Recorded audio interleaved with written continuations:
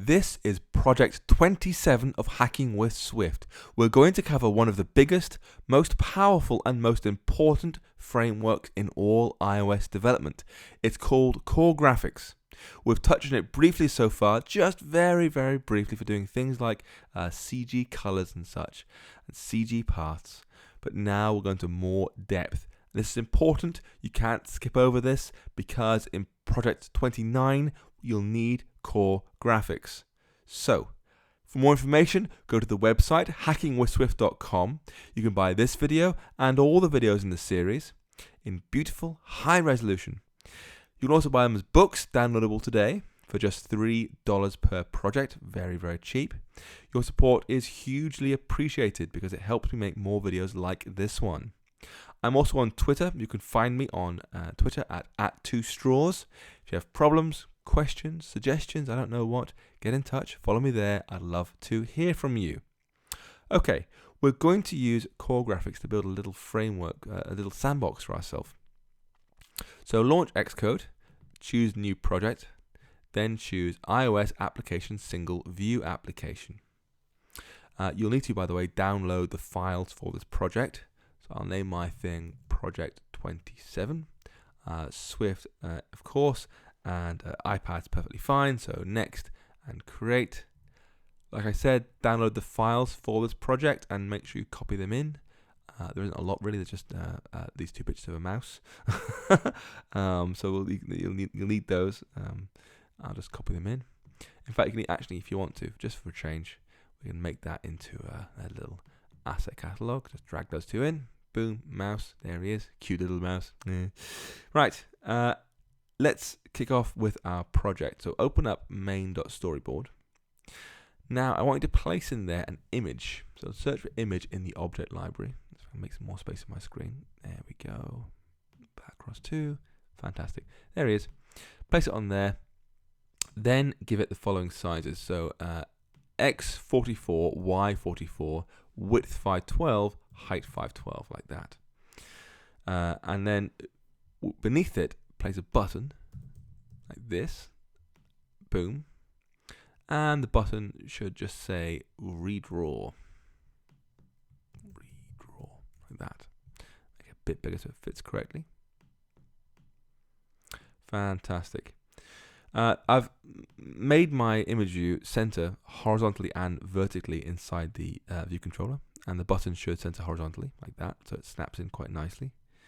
You can go ahead and do constraints by hand because you're a pro by now, surely.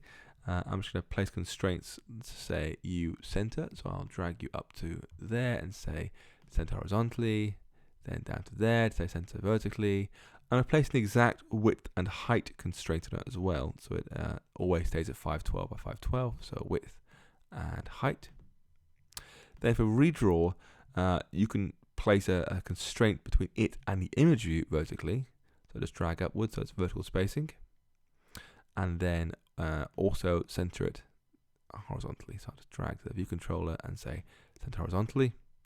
I'll use update frame so it fits the button size correctly. Boom, that is done.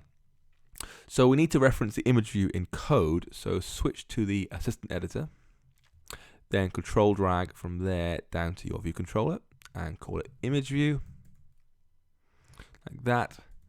Just space it a bit nicer, and we'll need a button, this button, to trigger an action somewhere. So control drag from redraw down to here, change outlet to be action, and we'll just call it redraw tapped. Brilliant. That'll be triggered whenever the button is tapped. So that's the layout entirely done. Switch back to the standard editor and select ViewController.swift. We're going to make this work similarly to the core animation sandbox we made in project 15, where a property we increment through, and then use a switch case call to call different methods each time, doing different things using core graphics. So let's declare that property now. We'll use for current draw type is 0.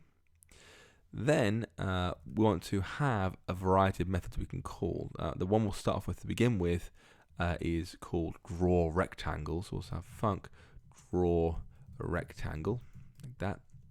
no parameters, just open brace, close brace like that.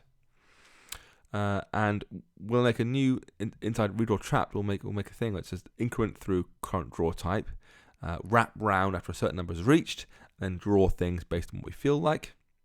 So we'll say in here plus current draw type.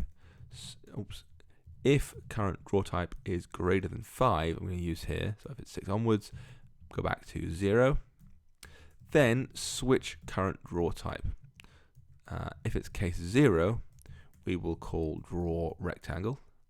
Everything else, we will just do nothing, i.e. break. And we'll add to that over time.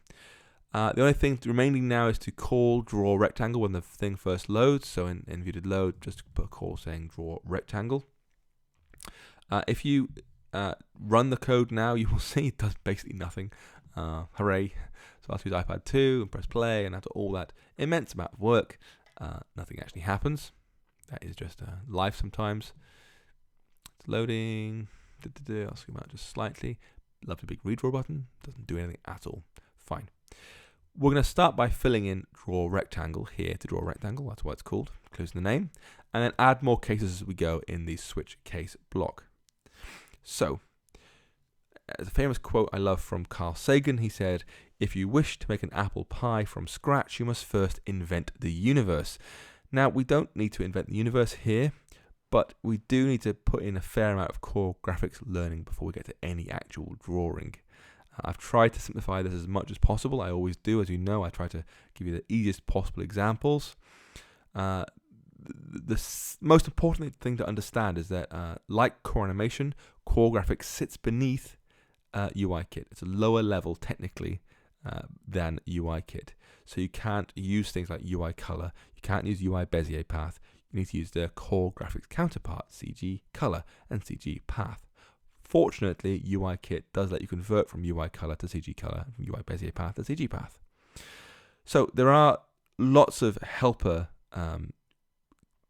bits inside iOS that blend UIKit and core graphics quite nicely together, like I said. But sometimes you need to be a bit more careful. You've already seen how using UI image, it automatically knows is it 1x, 2x, or 3x and does the right thing. With core graphics, it doesn't know what to do. You have to tell it. You can say, do I want 1x scale, 2x scale, or 3x scale? Apple does help you out slightly because you can say 0 for scale. It says use whatever's right for the device. So it can automatically calculate some things. So you also need to know that core graphics is written in a different language. We'll be using Swift, obviously, but the actual underlying layer is not Objective-C. Everything else has been, SpriteKit and UIKit and all the other things so far have all been Objective-C. Core graphics is not. It's written in normal C, just called C. Now, you don't have to write any C, just like writing SpriteKit code didn't mean you have to write Objective-C, but it does work differently. Everything's a function. There are no methods around here. Everything's a function. Third up, you have to understand that core graphics works with paths a lot. You create a path and you draw a path, and they're different things. So, for example, you can add lines and squares and other shapes to a path as much as you want to, and it hasn't drawn anything, it's just added a path for them, and you say, right, now, draw the path. The way to think of it is like a state machine. You set up all the states you want, what colors you want, what transforms you want, what stroke widths and so forth, and you say, and now do it all, now draw it all. Finally, important thing to know even, core graphics is extremely fast. It's wonderfully fast. iOS has a huge amount of work on the GPU, and as a result, you can do graphics drawing very, very quickly, including on a background thread, which is something that UIKit can't do. UIKit works in the main thread. Core graphics can work in a background thread. Enough waffle. Let's get some actual coding going. The first function we're going to use is called UI graphics begin image context with options. Do not choose a plain one, you want with options. It asks for a size. How big should your image context be? I'll do CG size. And for width, I'll say 512, height 512. That's the size in points of our image view. Is it opaque? No, it's not. It's transparent. And scale, like I said, you can just say 0 and it will either return 512 for a non-retina device or 1024 for a retina device. There are no 3X iPads as yet. So that creates a context into which we can draw. But we haven't got a reference to the context yet. That's done with a separate call. You say let context equals UI graphics get current context. Now, you may have noticed that these two things are both UI. They start with UI, not CG or something else. These are actually UIKit functions that wrap around core graphics. The actual drawing you do will all be core graphics stuff, but the creation of context and getting it and rendering it and so forth are all done using UIKit helper methods, functions like these. To pull out an image that's been drawn inside core graphics, you say let img equals, and the function is UI graphics get image from current context, and then end the drawing context. You say UI graphics end image context. So stop drawing, toss away the memory. And finally, we have the image in this img thing. That's a UI image. We're going to assign that to our image view.image equals img to draw the results in core graphics here, then place the results into our UI image view. That's all it takes to set up your framework and get drawing. In between these two lines of code, let context equals and let img equals. That's the way the drawing actually happens. And this is a draw rectangle method. We're going to draw a rectangle, really, really simple. And we're going to do this there are a number of ways of doing it. We're going to do it in a fairly simple way. And there is a method to the madness here. We're going to set up a rectangle size, which should be, x0, y0, width 512, height 512. That's the size of our box. We'll fill it. We'll set a fill color to be red. We'll set a stroke color to be black, and add some more configuration, and then draw the path. Now, this is important because configuring a path and drawing are different things. So let's add some code here. Remember, it's all functions. It's all functions. Let rectangle, the thing I'm going to draw, equals CGRect. It wants x, which I'll give 0, y0, width 512, and height 512. Boom. We now set the fill color of the square. So we'll say CGContext. You're in CG land now. All your drawings are done in CG, this and that. CGContext, set fill color. Now look, there's fill color space, fill color with color, and fill pattern. They are different things, and they're important that they're different. You have to understand why they're different. The one you want is CGContext, set fill color with color. This sounds like a ridiculous typo, and what else are you going to fill a color with other than a color, right? The reason for this is because set fill color is older. CG color as a thing didn't exist until later on inside the Mac OS X development. So it's newer. Before then, you'd have to pass in numbers by hand. It was pretty grim. This one is a nice way of doing it. You can specify a color. It's like a UI color, basically, and pass it in. It'll use that instead. So in here, we want to say set fill color with color, context. So every parameter is what thing to do it for, what our context is for. Then the color to give it. And I'm going to use UI color dot red color. Now I told you core graphics does not understand what UI color is. This code will not work. You must do .cg color like that to pass in to convert the UI color to CG color and pass that in, just like we did with border colors quite a while ago now. Then we'll give it a stroke color. Strokes the edge around the shape, so fills the bit inside the shape, strokes the border around it. So we'll do CGContext, set stroke color, again with color. Which context? Context. And then UI color, black color, .cg color, like that. Boom. So we've got fill color and stroke color. I'm also going to set a line width, how thick the stroke should be drawn on the screen. That's done with CGContext, set line width. Again, pass context as a first parameter. I'm pretty sure you pass context as a first parameter to every core graphics function, so just get used to that. Line width I'll use is 10, that's 10 points. And then I'll add the rectangle to the drawing. So I'll say CGContext add rect. Parameter 1, context, add 2, the rectangle. Now, this is where the difference between adding paths and drawing paths matter. This does not actually draw anything. That just says, I want to draw an imaginary path where this rectangle is. And you can do more stuff. You can add lots and lots of rectangles to your thing, and nothing will be drawn. You then say, and now draw it all in one call. So it does it all at once. It batches it together into one single call. So it's super fast, very efficient. So this just adds one rectangle to the thing. I can now say CGContext draw path, draw the actual path in context, whatever's been added over time. It wants a drawing mode, and these are constants in core graphics land, so it's not beautiful Swift enums. Instead, the constant we want is KCG path fill stroke, which means we want to fill the thing in and stroke the edge. And now with that, this project is finally useful. You can press play, and you should see a large rectangle. Hooray!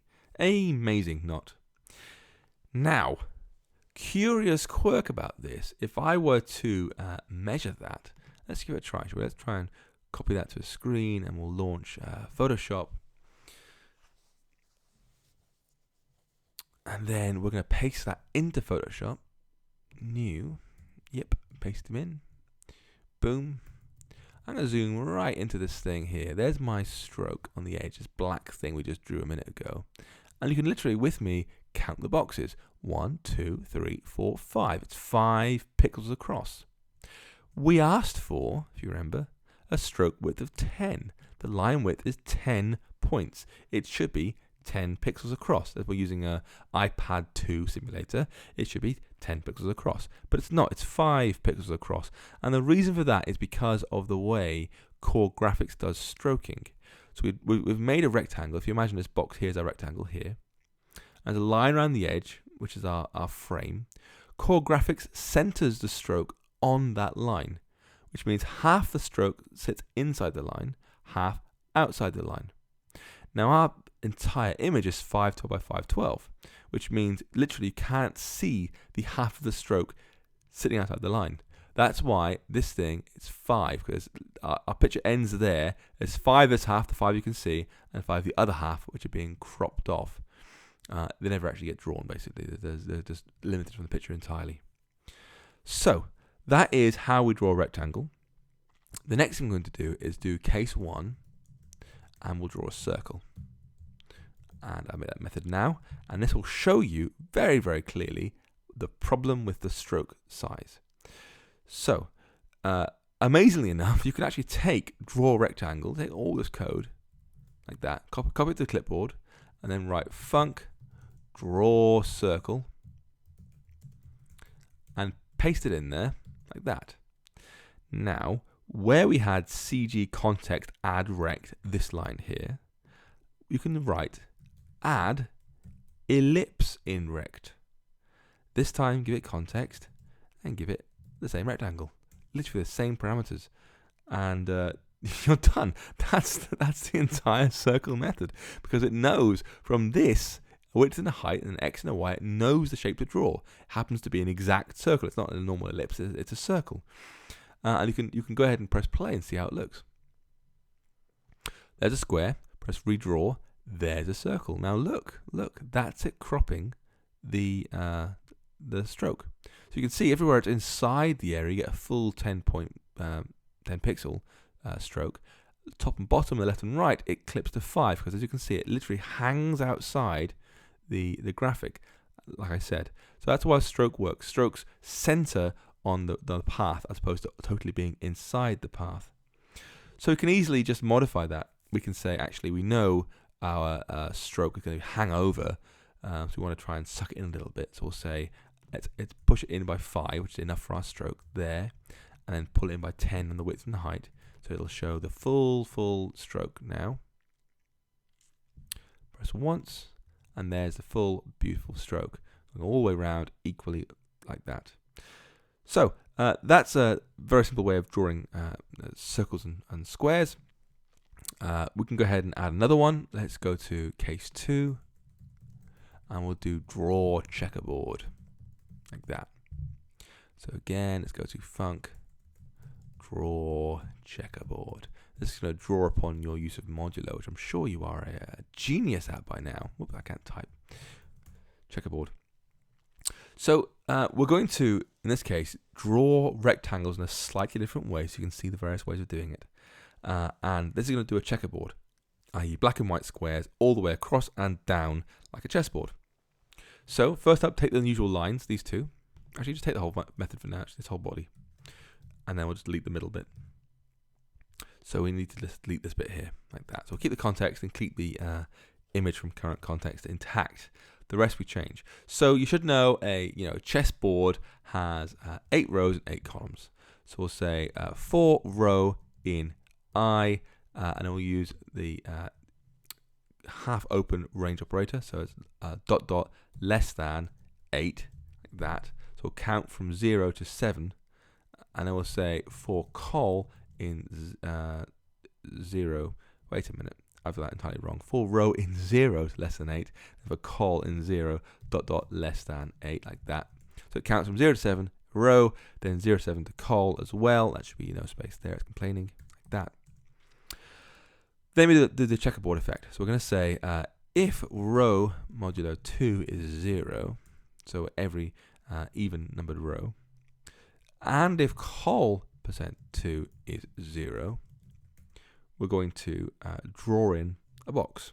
So we'll say CGContext fill rect like that in context, and the rect should be CGRect col times 64, row times 64, width 64, height 64, like that. I'll just get rid of this right hand pane here so you can see. Like that. So that will say if we are an even numbered row and an even numbered col, fill in the rectangle. Otherwise, if we're on an odd numbered row and in an odd numbered column, col 2 is 1, like that. Do the same thing. Fill it in, like that. Fill in. Boom. Okay. I'm going to also add to this the important bit, which is of course, what do you fill? This doesn't say a color; it just says fill a rect. So I'm going to use CGContext set fill color with color in context to be UI color dot black color dot CG color, like that. So this says odd even fill down the whole picture until it ends. So I'll press build, press run,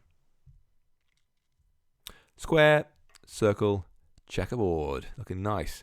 Now, interestingly, we used false for the opaque value when creating our picture, our context. As a result, all we're doing is saying fill in blacks, the one we cared about. So black, black, black, black, and black. And it's actually transparent for the bits we don't fill in because it's not opaque. So if you wanted to, you could say, I want to instead give this a different view color. I could say, anywhere really in here, I'll just do it at the top. View.background color is UI color.red color. And now you see a black and red checkerboard because it's been transparent all along. Boom, black and red. Very, very easy. By the way, you can actually, we made a core image program quite a while ago now, it seems like. And you can actually generate checkerboards using a core image filter. It's called CI Checkerboard Generator. If you really want to be efficient, that is actually faster than using core graphics because core image is extremely fast. Core graphics is fast, core image is even faster. So that is a draw checkerboard. Let's go one step forward and make a new method, a new case up here. Case 3. I'm going to make this called draw rotated squares. I want to introduce you to transforms. So with transforms, these work just like CG affine transforms we applied to our views to do the rotation stuff in the core animation sandbox we made. And there are quite a few. You can translate, you can rotate, and you can stroke and so scale and so forth in these things. And we'll use those now. So make a new method, func. I'll paste that in, draw rotated squares. Now, we've seen CG affine transform. Core graphics version of that, even though it's CG, has what's called a current transformation matrix, CTM, current transformation matrix. It's a little bit different because even though CG Affine Transform sounds like, yeah, it's the same as core graphics, it is sort of.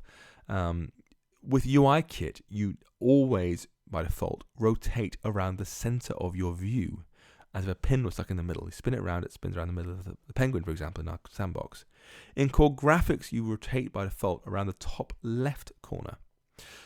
So to fix that, we're going to move the CTM, the current transformation matrix, halfway into our image first.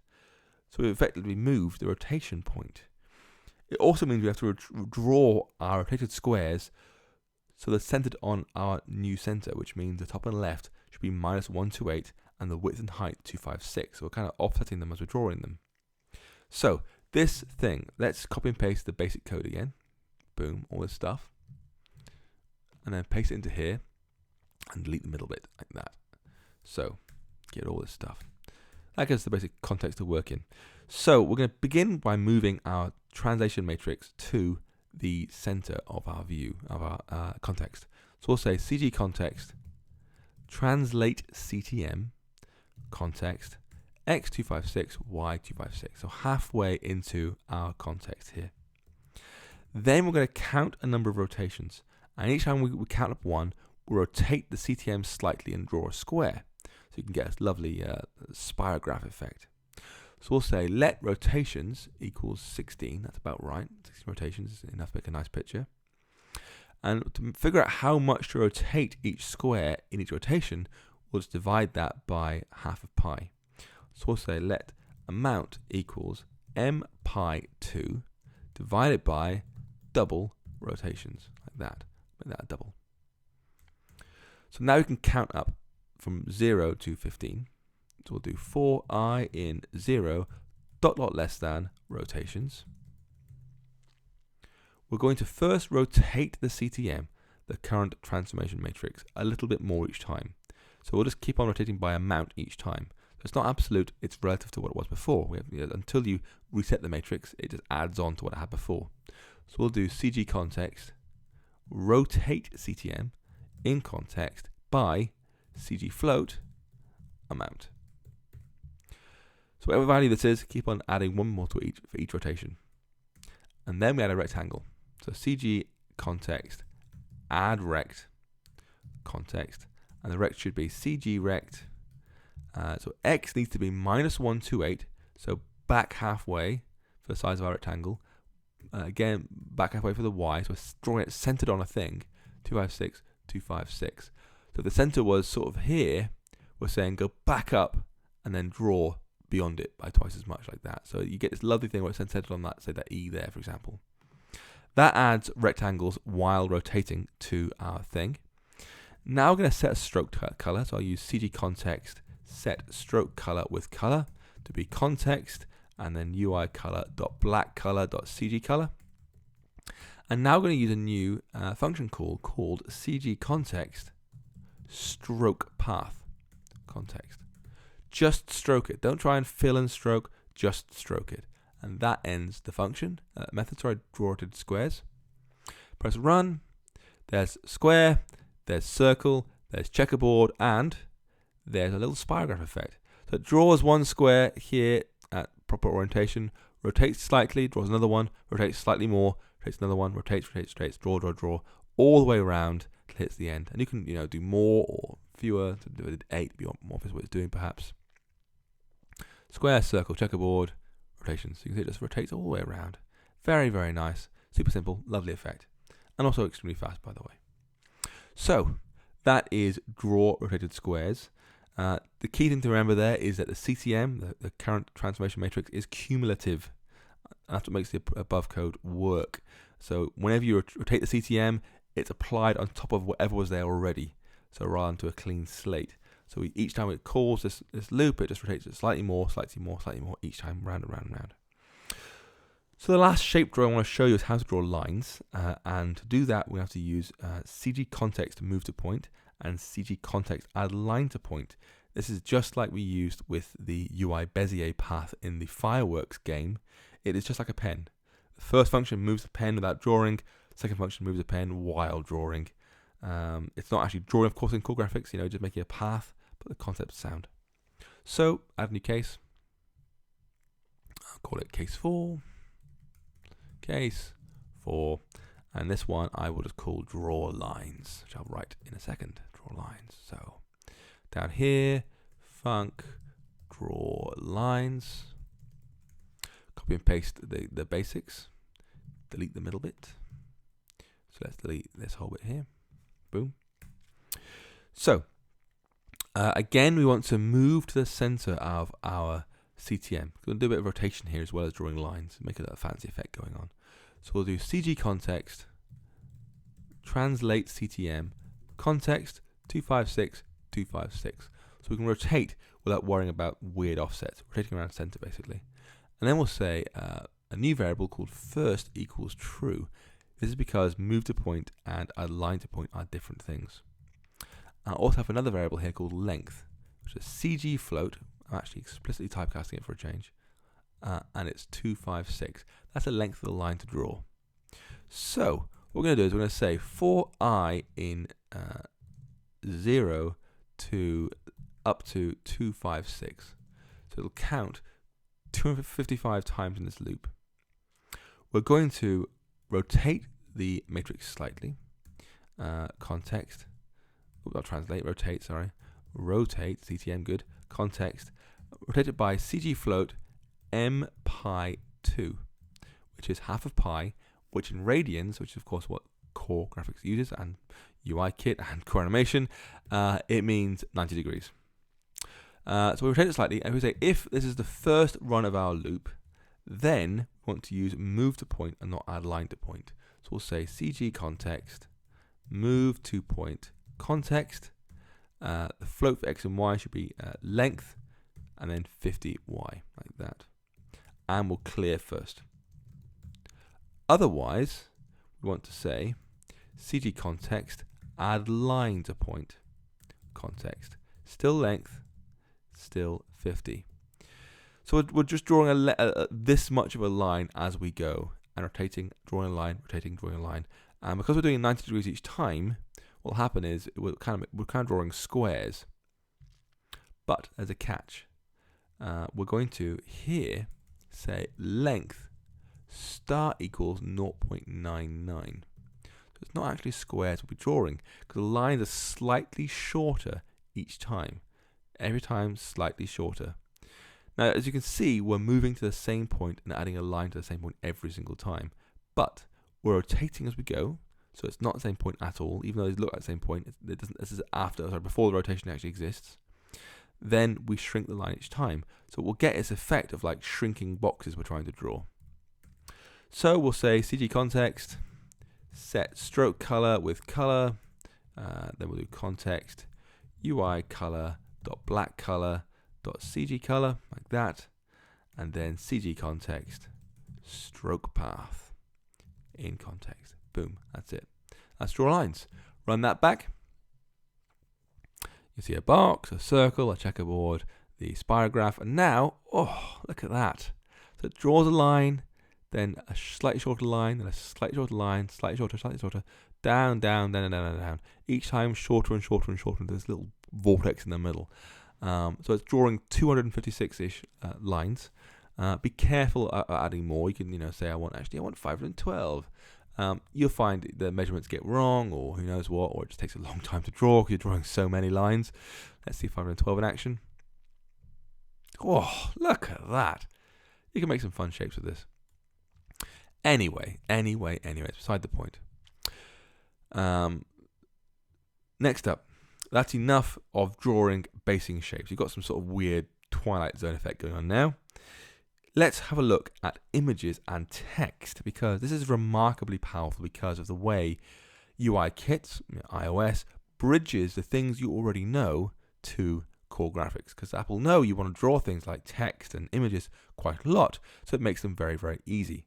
So if you've got a string in Swift and you want to place it into core graphics, simple. You can just say draw with rect on any string, and it'll draw it. You get to customize the font, the formatting, the line wrapping, and more, all with one method. Wonderfully, the same is completely true of UI image. Any image can be drawn straight to a core graphics context, and it'll even do the coordinate reversal, because core graphics is like SpriteKit thinks of 0 in the bottom of Y, whereas UIKit thinks in 0 at the top of a Y. So to draw things to the screen, you have to meet UI font, which is a way of selecting font size and type, and NS mutable paragraph style, which lets you define things like line height, indents, alignment, and more. So we're going to draw a string to the screen. Let's start by adding a case. So we'll say up here, case 5, our final case. Case 5, draw images and text. Nice and descriptive.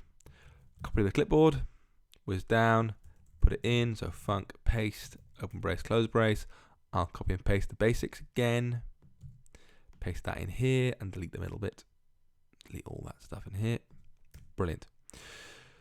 So fine, that creates our image context like usual. It gets it back as a variable we can refer to, a constant we can refer to called context. So now we're going to create a paragraph style. So we'll say var paragraph style equals ns mutable paragraph style. And we'll modify it. At this point, all we care about really is that it's centered. So we'll say paragraph style dot alignment equals dot center. There are other things you can do, like I said, about line height and stuff, but centering is more enough for now. Now we specify a list of attributes to draw our font with. This is actually a dictionary using very specially named keys.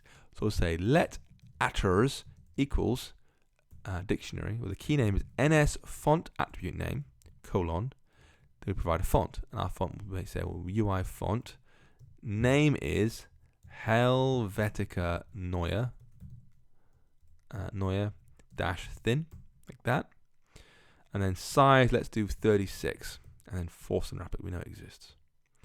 Then for the next value, we'll say ns paragraph style attribute name, colon, and pass in our paragraph style, like that.